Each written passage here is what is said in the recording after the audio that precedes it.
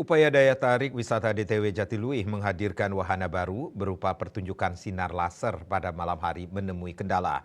Satpol PP Tabanan meminta pengelola DTW untuk menonaktifkan wahana tersebut setelah adanya laporan masyarakat yang mengeluhkan ketidaknyamanan akibat efek sinar laser.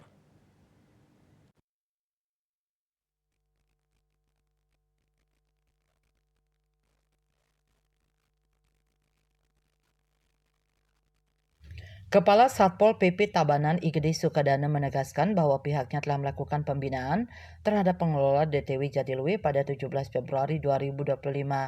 Pihaknya bergerak berdasarkan laporan masyarakat yang merasa terganggu. Oleh karena itu, pihaknya meminta agar sinar laser tersebut dinonaktifkan. Menanggapi hal tersebut, manajer DTW Jatiluwih Iketut Purna membenarkan bahwa wahana sinar laser untuk sementara waktu tidak dioperasikan. Padahal rencananya wahana ini diluncurkan secara resmi pada 15 Februari 2025. Menurut Purna, pertunjukan sinar laser ini awalnya digagas untuk meningkatkan kunjungan wisatawan ke Jatiluwih pada malam hari, mengingat kawasan tersebut cenderung sepi setelah pukul 18 WITA.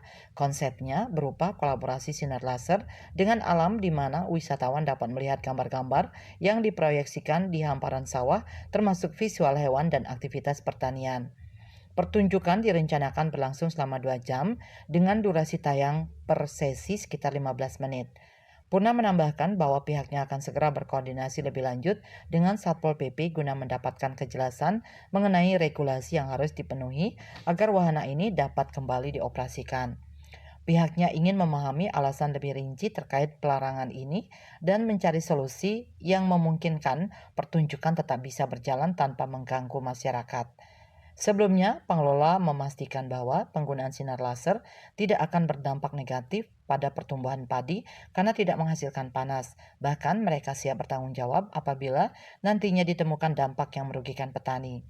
Keputusan mengenai kelanjutan wahana sinar laser di DTW Jatiluwih masih menunggu hasil koordinasi lebih lanjut antara pengelola dan pihak terkait.